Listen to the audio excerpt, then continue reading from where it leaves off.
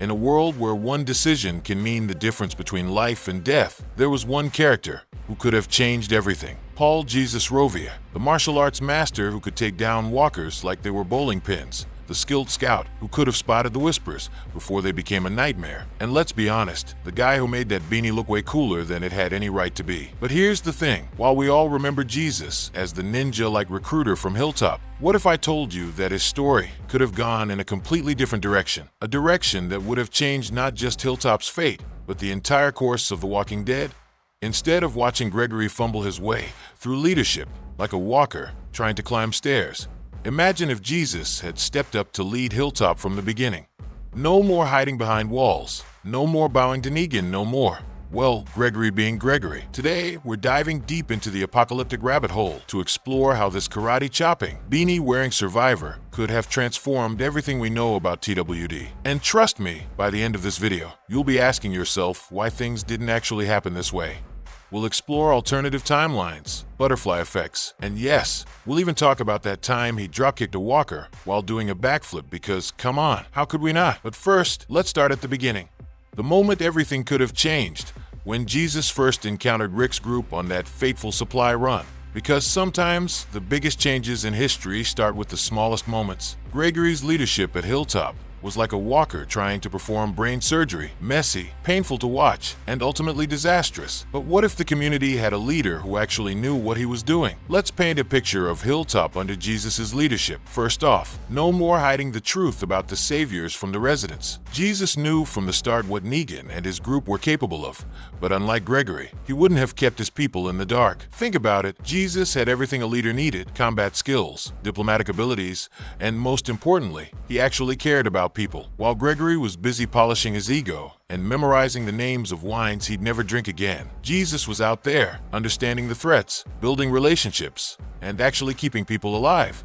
Under Jesus' leadership, Hilltop wouldn't just have been surviving, it would have been thriving. Remember how he managed to navigate between different groups even when he wasn't in charge? Now imagine that skill being put to use from a position of actual authority. The alliance with Alexandria, it would have happened way sooner. Instead of that awkward dance of distrust we got with Gregory, Jesus would have recognized Rick's group as potential allies immediately. After all, this is the guy who could read people better than most of us can read a map in the apocalypse. And let's talk about defense. While Gregory was basically using hide and hope as a survival strategy, Jesus could have transformed Hilltop into a fortress of trained survivors. Those martial arts skills.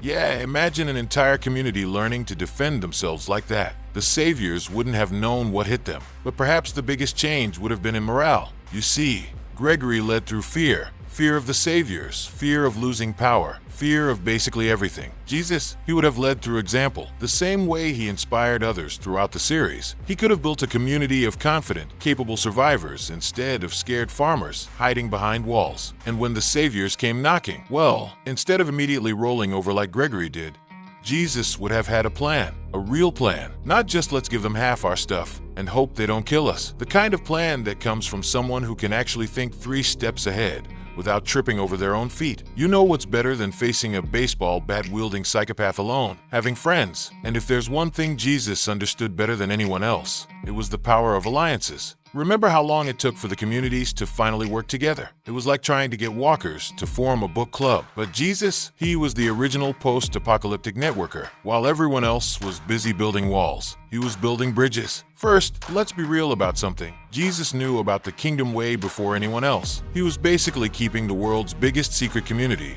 with a pet tiger under wraps. But imagine if he hadn't waited. Imagine if he'd introduced Rick's group to Ezekiel right after they first met. Picture this. Instead of each community getting picked off by the saviors one by one like some twisted game of apocalyptic dominoes, they could have united from the start. Alexandria's tactical experience, the kingdom's warriors, and Hilltop's resources, all working together before Negan could even say Lucille is thirsty. And let's not forget about Oceanside. While everyone else was playing guess who has the guns, Jesus probably knew about those fishing warriors all along. With his diplomatic skills, he could have brought them into the fold way earlier. I mean, who wouldn't trust a guy who can both roundhouse kick a walker and negotiate peace treaties? But the real game changer? The sanctuary itself. Jesus knew how the saviors operated. He understood their weaknesses, their routes, their system. With an early alliance, they could have taken strategic action before Negan's group became too powerful. No lineup in the woods, no Glenn, no Abraham. Just coordinated resistance from the start. Think about how different everything would have been. While Negan was busy practicing his lean-back pose and monologuing to his bat, the communities could have been preparing together, training together, planning together. The saviors wouldn't be facing scared, isolated groups. They'd be facing a united front of survivors who were done taking orders from a guy with a leather jacket fetish. And the best part? These wouldn't just be alliances of convenience. Jesus had this crazy ability to see the best in people and bring it out. He could have helped build trust between the communities that went beyond just fighting a common enemy. We're talking about a real coalition of the apocalypse, built on mutual respect and understanding, not just shared fear. Let's talk about the elephant in the room, or should I say, the ninja in the apocalypse. Jesus wasn't just good at fighting. He was practically a one-man army with the stealth of a cat and the kicks of Bruce Lee. While everyone else was planning frontal assaults and getting into shooting matches with the saviors, Jesus could have completely changed the game. Think about it. This is the guy who managed to sneak into the sanctuary like he was taking a casual stroll through a park, instead of the all-out war we got. Imagine a more strategic approach. Jesus' skills could have led to precise, tactical strikes, taking out key outposts silently, disrupting supply lines without firing a shot, and gathering intelligence without being detected. The saviors wouldn't be fighting an army. They'd be fighting a ghost. And the best part? He could have taught others. Imagine Daryl's tracking skills combined with Jesus' stealth techniques, or Aaron learning those martial arts moves. The saviors wouldn't stand a chance against an army of apocalyptic ninjas. But perhaps most importantly, Jesus understood something crucial. Sometimes the best way to win a war isn't through brute force, but through smart strategy. And let's be honest, watching him roundhouse kick Negan's ego would have been way more satisfying than just another shootout. Let's get real for a minute. Rick's group wasn't exactly known for their stellar decision-making. I mean, these were the same people who thought honking a horn in Walker-infested Alexandria was a solid plan.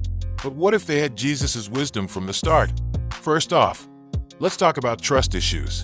Rick's famous 3 questions were cute and all, but Jesus had a whole different level of people-reading abilities. While Rick was busy squinting suspiciously at everyone, Jesus could have been identifying actual threats from harmless survivors. Maybe we could have avoided that whole pointing guns at everyone we meet phase. And those infamous Rick Grimes plans. You know the ones, usually involving lots of gunfire and hoping for the best. Jesus could have added some much-needed finesse to that approach. Instead of we attack at dawn, we might have got, how about we try diplomacy first, and then kick their butts if that doesn't work. Then there's the emotional intelligence factor. While Daryl was grunting, Carol was baking cookies while plotting murder, and Rick was seeing ghost phone calls from Lori. Jesus could have been the level-headed advisor the group desperately needed. Think about it. How many conflicts could have been resolved without bloodshed if they had someone who could actually talk things out? Most importantly, Jesus could have been the bridge between Rick's aggressive survival instincts and the need to build something lasting. He understood that surviving wasn't just about fighting. It was about creating a future worth fighting for. Maybe with his influence, they could have started building communities instead of just finding places to hide. And look, let's not forget, this is the guy who managed to steal a truck from Rick and Daryl while making it look like a dance routine. Imagine that kind of skill being used to actually help the group instead of messing with them. The possibilities are endless, and probably a lot less bloody. Remember when Alexandria was about as secure as a paper bag in a hurricane? The place where people's biggest concern was whether their pasta maker still worked? Yeah, Jesus could have turned that suburban nightmare into an actual fortress. Let's start with the obvious, training. While Deanna was organizing dinner parties, Jesus could have been turning those casserole-baking Alexandrians into legitimate survivors. Because nothing says apocalypse ready like combining your cookie-baking skills with martial arts. The walls. Nice start, but Jesus would have taken it further. This is the guy who treated parkour like it was a casual afternoon hobby. Imagine Alexandria's defenses, designed by someone who could literally run circles around walkers. Strategic lookout points, escape routes that double as ambush positions, and maybe fewer windows that could be smashed by a random truck. But here's the real game changer. Jesus understood something crucial about defense. It's not just about the walls. It's about the people behind them. Instead of the hide inside and hope for the best strategy, he could have created a community of capable defenders. Think less neighborhood watch and more apocalyptic special forces. And let's be honest, all those supply runs would have been way more effective with Jesus' stealth expertise. No more loud gunfights attracting every walker in a 5-mile radius. Just silent, efficient missions that actually bring back more than they lose. Because sometimes the best defense is not having to fight at all. Now, let's talk about the elephant in the graveyard, the Whispers. You know, those folks who thought wearing walker skin was the height of apocalyptic fashion. Jesus' death at their hands was one of the show's biggest what-if moments. But let's imagine a different path. With Jesus' enhanced training program and ninja-like perception skills already in place, the Whisper's whole surprise, where actually people in masks trick, might not have worked so well. I mean, this is the guy who could tell the difference between Rick's lying face and his normal brooding face. You really think he wouldn't notice walkers doing parkour? But it goes deeper than just survival. Jesus always understood something fundamental about the apocalypse that others missed: the importance of maintaining humanity. While others were becoming more savage, he was trying to build something better. His character arc could have been the bridge between mere survival and actual civilization. Imagine him leading diplomatic missions to other communities, establishing trade routes, maybe even starting the post-apocalyptic equivalent of a martial arts school. The guy who started as a mysterious scout could have become the architect of a new society. He could have been the one to show that in a world of Rick's kill or be killed and Morgan's all life is precious, there was actually a middle ground, a way to be both strong and compassionate, both warrior and peacemaker. So here's the real tragedy. We lost not just a skilled fighter or a clever survivor, but someone who could have fundamentally changed how people lived in this new world. And maybe that's the biggest what-if of all. But hey, speaking of what-if scenarios, if you're as obsessed with TWD theories as we are, hit that subscribe button like Jesus hitting a walker with a flying kick. We've got more videos coming that explore other game-changing scenarios, including what if Shane actually made it to the prison? And what if Carol never left Alexandria? And drop a comment below telling us your favorite Jesus moment, or what you think he could have changed in the series. Remember folks, in TWD, just like Jesus taught us, it's not about the walkers you kill, it's about the communities you build. See you in the next video, unless you're wearing walker skin, in which case, maybe not.